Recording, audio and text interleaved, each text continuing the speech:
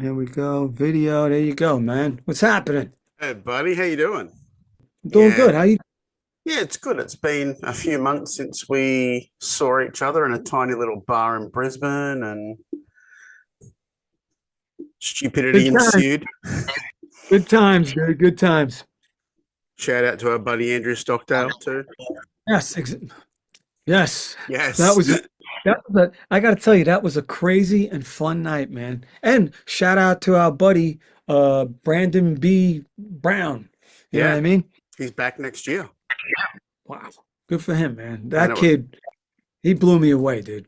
it was Kyla's birthday. It was just Yeah, craziness. great. That was good, man. All right, so Crossbone Skully, long time coming. It's out. It's out in the world, man. How do you feel after years? It's actually years since you started this. How do you feel now it's out in the world?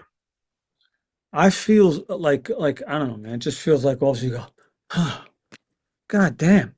It's been sitting around almost 4.5 years, this record, you know? And like I tell everyone, that's not on our end. That's the record company's end. You know what I mean? I don't know what they were waiting for, sitting on a Mutt Lange record. Like I tell everyone, clock's ticking. I'm almost going to be collecting Social Security. I don't know what they were waiting for. You know what I mean? But to have it released, it feels great, man. It feels great, and I can't thank everyone enough involved, and I'm grateful for it. And it's just like I'm not here to shit talk or do anything like that. I'm just here to just like tell the truth. Yeah. Now, a lot of people immediately hear Mutt and they go Def Leppard, AC/DC, but there's some things that they miss out on is that you're old school punk, but Mutt happened to be married to a lady called Shania Twain. Yes, Now, when you hear things like the harmonies that Def Leppard do on Hysteria, that was the precursor to Shania, but also the precursor to Crossbone Skully, because you can still have punk and still have harmony. yeah. His vocals are incredible. Like where he puts stuff and his harmonies, where I go, how does he think of that note? It's like there's like notes I never even heard before. I'm like, going, what the hell is that? Yeah. And it's just when he puts it in there, and it's great because he lets he lets me. He's never said to me, "You can't say that." Yeah. You know, he's like, "All right." He's like, some people are gonna say stuff about it. If you're okay with it, you're comfortable with it, that's what you want to say. And like I said, I'm telling, you know, I do music because I love it. Yeah. I've never gotten into music because I want to be a rock star. I don't. I live in a dude. I live in a little apartment here. I ain't a fucking rock star, dude. I'm singing here. I'm doing everything here, and to me, music is different for everyone. You know, I'm sharing my life experiences with the world. Some people might like them, some people might not. Some people might be like, all right, who knows?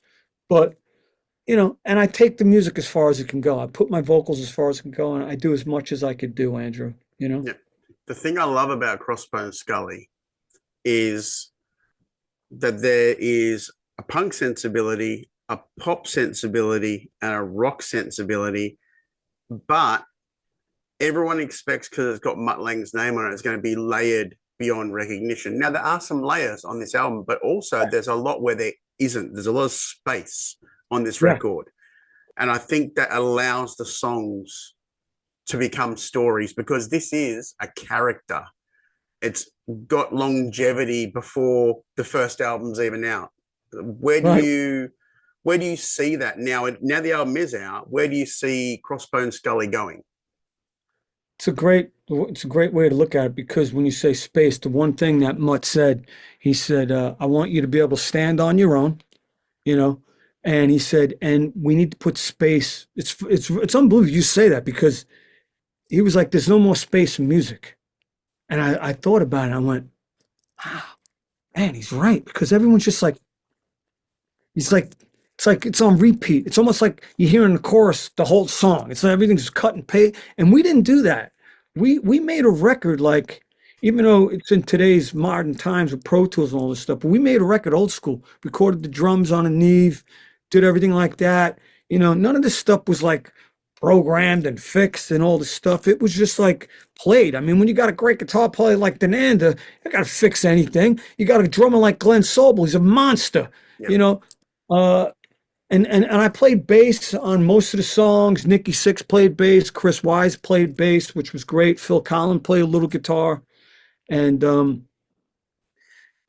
so that when you said the space of it, that was really important. And there are layers on certain songs, like I'm Unbreakable. I think I did like 100 background vocals going, I'm Yep. unstoppable, unshockable. Because I was like, I wanted it to sound like Def Leppard, dude. I Yeah. don't apologize for none of that stuff. I'm like going, dude, I mean, who could sound like Def Leppard? Yep. You know what I mean? It's like, so we can make it sound like that. And then I send it to Mutt, and then Mutt adds his vocals to it. I'm like, oh my God. And he wrote that chorus, Mutt. So when you hear him Unbreakable, Mutt wrote that chorus. And he Yep. wrote all the lyrics to that chorus too. All I had was I'm unbreakable. I'm a warrior. It's about Mutt, like, getting through hardships and dealing with all this daily shit we got to deal with. It's about breaking through, man. And when he came up with the line, everything is possible, that's when I went, there you go, man. That song. And so tying the pop thing in there because I love pop music, I love rock music, I love punk music, I love electronic music, and I'm always trying to figure out how do we incorporate all this stuff in here, Yep. and also have space. So, what was the other part of your question? Because I know I just went off over I that. I see Crossbone Skully as a character. It's not a Yeah, record. So right. is there going to be a multimedia future for Crossbone Skully? I don't, Andrew, it's like one of those things. It's like it just I have so many songs, you know, and is Scully part of, yeah, of course he is. Scully starts the record. Scully's going to start every record and be part of every record, because Scully has a message, on the way he starts. There's certain cool things that I have where he comes and goes. Like he starts the Evil War Machine, he goes into the middle where he's the Sin Eater, and then he ends the record with Misfits of the Universe. Because with Misfits of the Universe, I wanted to have a song where it was just a drum beat and I'm watching the movie Mandy in my little apartment here, and I'm just going boom, boom. And it's like kind of a We Will Rock You thing, but I was like, I just don't want to make it like that. I wanted to make it more like a tribal, dark beat. And then I was just like writing stuff down, and I was like going, Scully needs to sing this song, or he needs to do like a spoken word. So I start putting it down. I put it all together. I send it over to Mutt Lange. And I said, the only thing I had, Andrew, on Misfits of the Universe, I had the rap and I had Misfits of the Universe. Because I was trying to go like dirty deeds and the done. I was Yeah. trying to think of like something like that. You know what I mean? I was thinking about how would Angus and Malcolm sing it? They'd go, Misfits of the Universe. That's all I had. Yep. So I sent it over to Mutt and he comes back, which I think is one of the best vocal arrangements he's ever done on record. Like Yep. when I heard Misfits, and the way he crossed and made this vocal arrangement into like the symphony of his voice. It's incredible. I mean, he's that's him, man. That I can't take credit for that thing, dude. That's pretty much all Mutt Lang, that thing right there, dude. Yeah. The one thing I will say when we draw a comparison with AC/DC Yeah, is the way that you deliver your vocal lines. I always say to people, AC/DC is almost like they're speaking phonetically to someone, trying to break down each syllable. And right.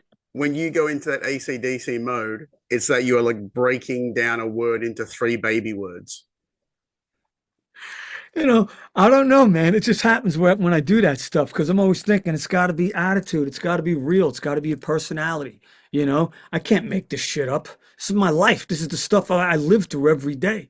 Yep. So when I'm delivering a vocal line, I'm always going, fuck.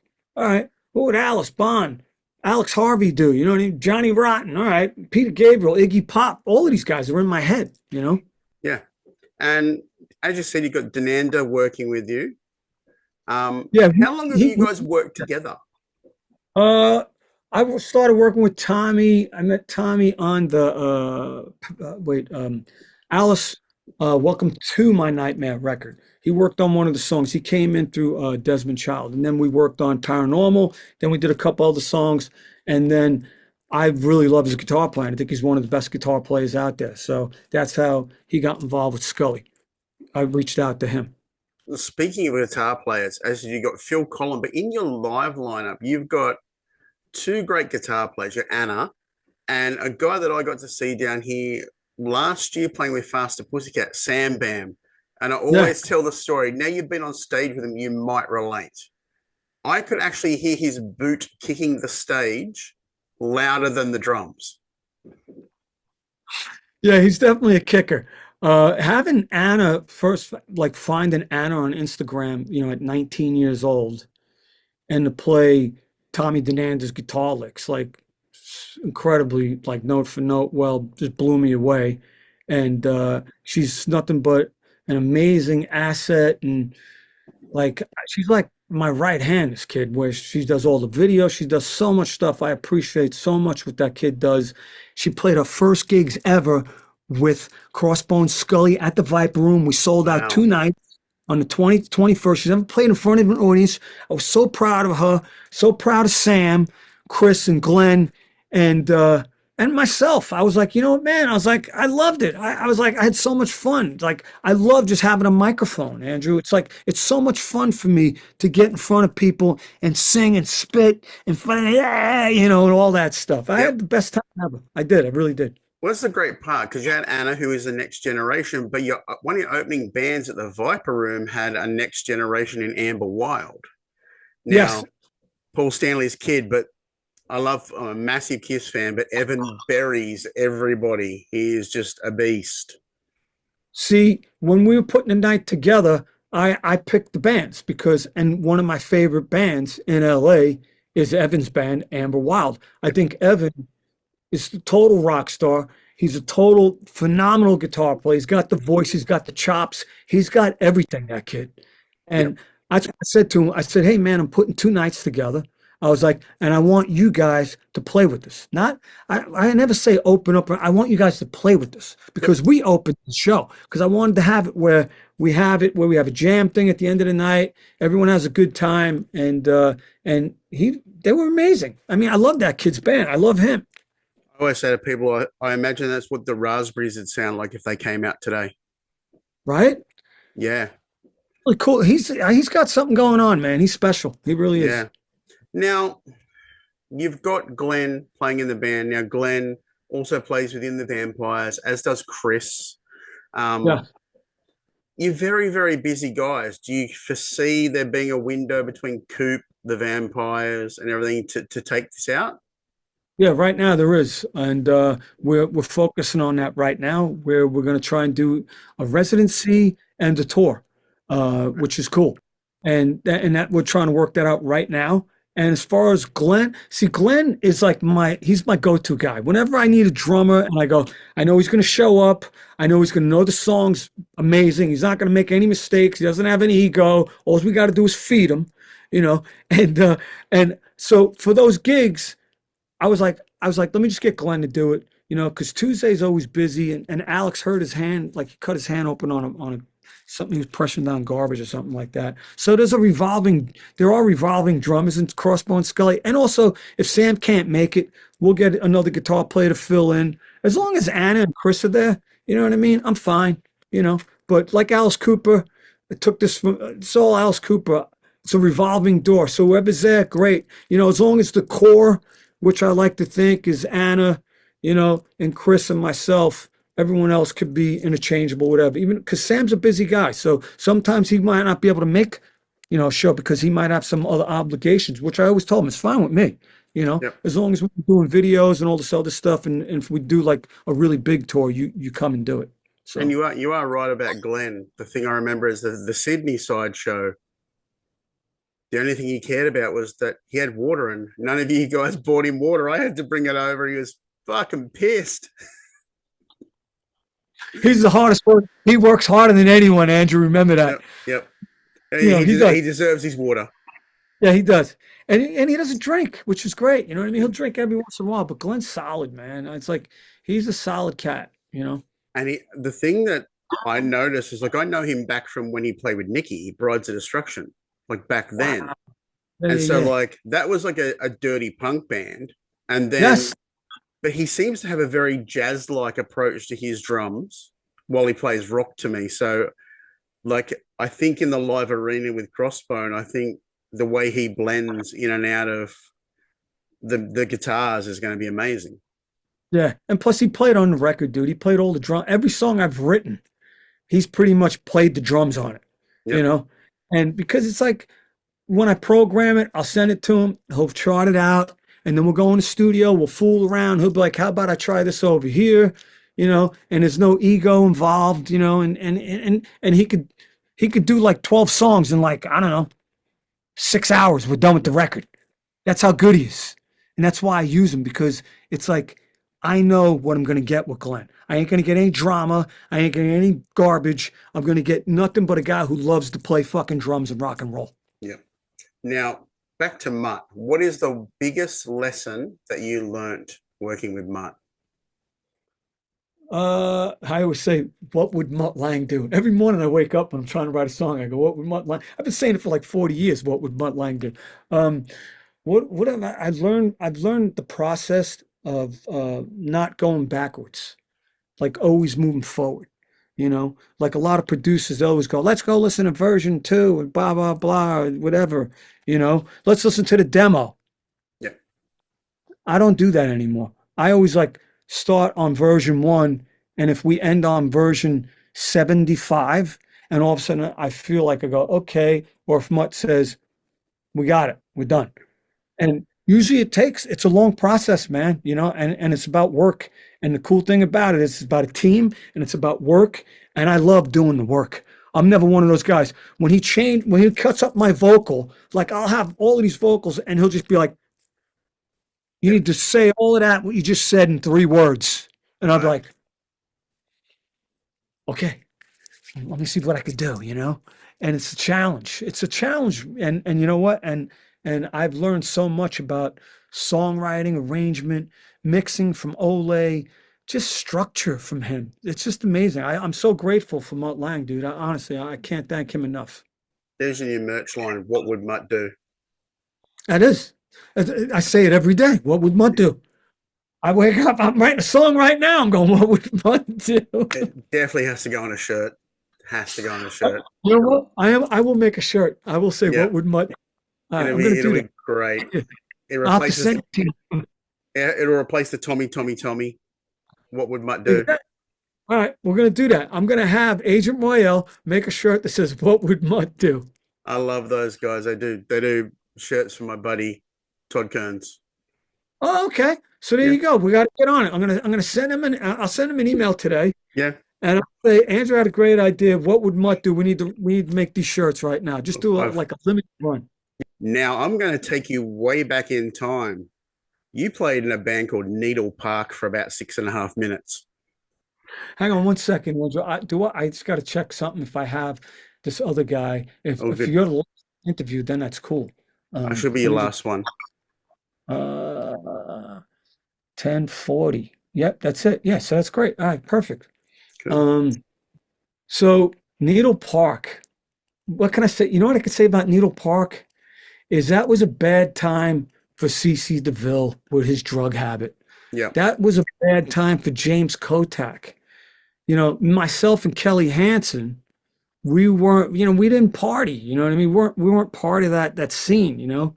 And CC, he's clean now and everything like that, which is great. But back then, man, he was like one of those guys. It's like I wanted to punch in the face most of the times, take him outside and wring his neck, But it's just like you're trying to you look at him, you're going, it's not the person, it's the drugs. Because when he wasn't on drugs, he was a sweetheart. Yeah. All of a sudden, when you're drinking and doing all kinds of other shit, dude, then it gets all crazy. And I'm not. And people, when they're on drugs, they're looking at you like, going, he's judging me because I'm Yeah. not. I'm not judging anyone, dude. It's like I'm not doing drugs. You know, I don't. I never got into that scene. Not that we So not that we condone it, but CC can also be the funniest motherfucker on drugs. I've seen yes, him naked wearing a sandwich board. I saw him wearing a Santa Claus. I saw him blow up his fucking room, come out in a Santa Claus outfit. Dude, trust me, dude. I've seen him do some funny stuff. And I love CC, like but back then, like I see him every once in a while with Yeah. Alice Cooper and like, and he's always like, yeah, man, back. I was like, dude, it's all good, man. I don't look at any of that stuff like and hold any grudges. It's like you learn from stuff. You learn from everything. One thing CC DeVille is, he's a great songwriter. Oh yeah. He writes great songs, dude. You Right. know, and Kelly Hansen, that was another thing. Here's a funny story, not the, but I'm going to dive deep a little bit for you Yeah, right yeah. now. This is how I remember it, because I know everyone's got a different recollection. They remember things differently, but this is how I remember. Needle Park. So we get a record deal, this massive record deal in Hollywood Records. Cece's gacked out of his mind, blah, blah, blah. We're going to the studio with some producer guy, and I don't want to name that guy's name, but anyway. So we go in the studio, and right away he's like, we need to get a singer. Kelly Hansen's not a star. I'm looking at them, and I'm going, you guys are out of your fucking mind. I go, Kelly Hansen's like fucking Steven Tyler. You fucking crazy. This guy's got a great voice. He's amazing. He's not on drugs, and he's consistently great. So, of course, I got outvoted because it wasn't my band. And they listened to this producer and they fired Kelly. And then they got Spike from the Choir Boys to come in and do this stupid version of Hey Good Looking, which I was like, going, why are we Yep. doing a cover version when we got all of these amazing originals? Then Spike comes in, and then that was it. Then we never heard from Spike ever again after the video. And then I was fired like 6 months later. So here you go. I was fired from Needle Park. Wow. That takes a lot for them to keep the gacked out CC around and get rid of the guys who aren't. It was just him and James, and Yep. unfortunately James is not with us any longer. But it's just what you learn from all of that stuff, Yeah. man. It's like I learned a lot, And one thing I learned, and one thing I knew, I always knew that Kelly Hansen was a great singer. So, you know, Look at and him now. I know, dude. It's like I look at that and I go, "Good on you, mate." Yeah. And the funny thing is, I read an interview right before we came on, and Kelly said that same executive from Hollywood Records fucked him again about 5 years later. I didn't know that. Yeah. Shit. And he said the same thing that you did. He will remain nameless. Right. Because me, man, I don't like throwing anybody under the bus. I don't like, I'm not the guy who's going to take credit for everything. There's certain people out there that love to take credit for everything. This stuff, dude, is always a team around you. You know what I Yep. mean? And it's how good the team is. And it's like how well you process this stuff and take it in and listen. And you got to use your best, you use everyone what they're good at. You know what I Yep. mean? What am I great at? You know what I mean? What is he great at? He's great at playing guitar. He's great at playing drums. He's great at arranging. He's great at this. He's great at that. Then you put it all together, and hopefully it turns out like Evil World Machine has, which is Yeah. finally come out. And I'm so happy that that the record is finally out. I've got to say this about the record too. We live in a streaming, we live in a playlist society, but thank you for sequencing a fucking entire album. Like it's You know, sequenced. that's Mutt Lange. He said, you know what? When we finished the record, the first sequence, I don't want to go back to Rec Company, but there was other songs on the record Yep. that Mutt sequence, we put it on there, and it was done. Then all of a sudden they came back like, oh, we want. And so I was like, oh, great. So then I said to Mutt, here's the other songs. Can you sequence this? And Mutt sequenced the record because I didn't want to have anything to do with it. I was like, it's your gig, man. And he did an amazing job sequencing it. I don't know why he places the songs the way he did, but I was like, okay. I never question Mutt. Anything he tells me to do, I do. Yep. I've never said I don't like that. I always go, okay, no problem. I'll do it. I'll do it like 40 times if you want me to. Right. Now here's the thing is that, the album's out and I read somewhere that you and Mutt only worked over Zoom. Have you actually met in person because you're in the same country? I've been to the studio, but he wasn't there, and we FaceTime. You know what I mean? We FaceTime. That's how we got a lot done. Back and forth. Through like Dropbox and stuff like that. And he's one of those guys. He's very private, and I love that. And he doesn't like to talk about things. He doesn't like me to talk about things.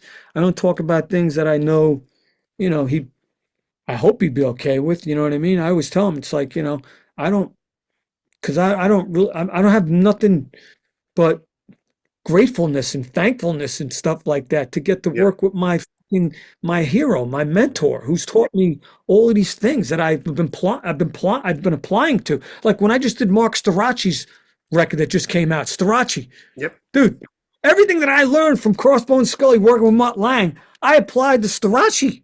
Yep. So when you hear Storaci's record, you go, holy shit, it's Mutt Lange's engineer, Ole Romo, too, who's mixed it. Right. You Yeah. know, right here in my bedroom. So good. Now, with Crossbone Skully going to the stage, you have like an album worth of material. People are going to expect maybe you throw a Coop song in or something, or a Hollywood Vampire song. If you ever do it, I've got the one that there's only one song that will fit Crossbone. Give it to me. Clones. You know what? You're absolutely right about that. It's one of my favorites. That's cool. We do on the show we just played at the Viper Room shows that we did. We played a new song that's Yep. not even on the record called Truck All Night, which is such a good song. Because I was like, you know what? I want to play a new song that no one's even heard before. So that's why I was like, you know what? I don't want to play that song.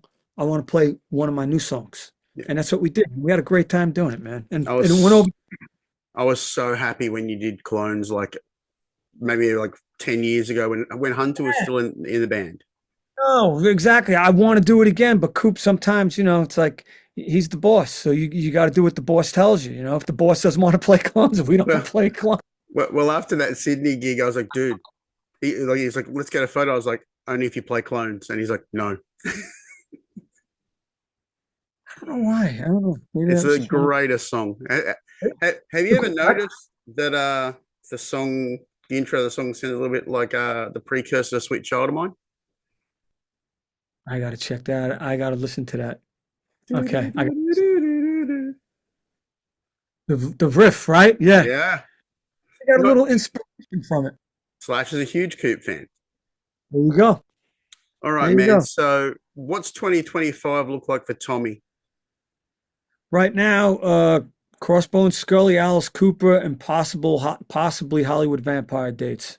That's it's a pot right now. We're just trying to figure out the schedules, but definitely right as of right now, Crossbone and Coop. Do you see either making their way here?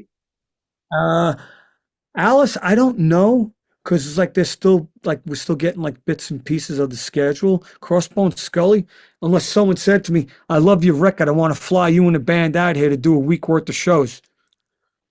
Yep. I don't know. Do we know any huge, rich Crossbone Scully fans in Australia that would fly the band out there? Let's find one. Let's just find one. That'd be amazing. Yeah. You know?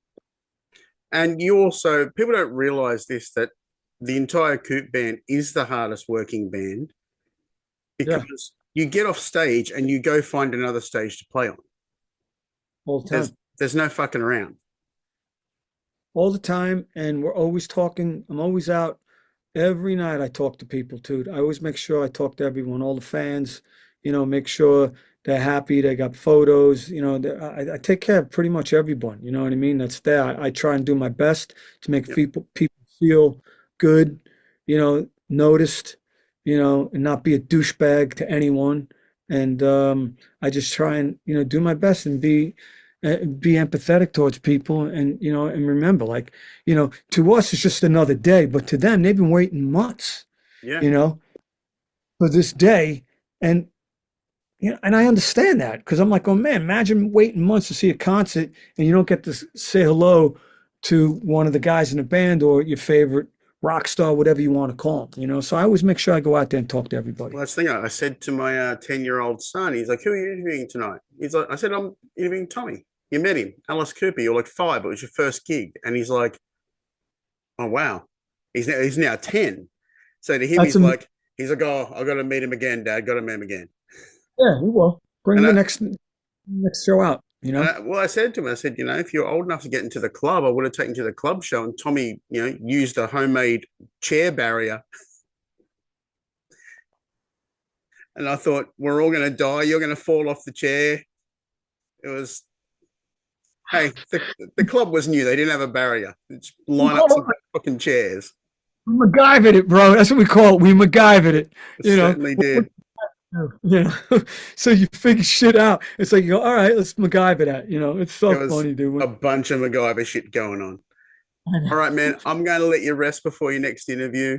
Everyone, Crossbone Skully is out now. I urge you all to go and listen to it in full, because there's some little hidden gems, be it cameos from Alice and Cheryl and Nikki and your Phil Collin, and everyone who's anyone will love the mixture of punk, rock, pop, and some pretty cool little atmospheric stuff that you might not expect.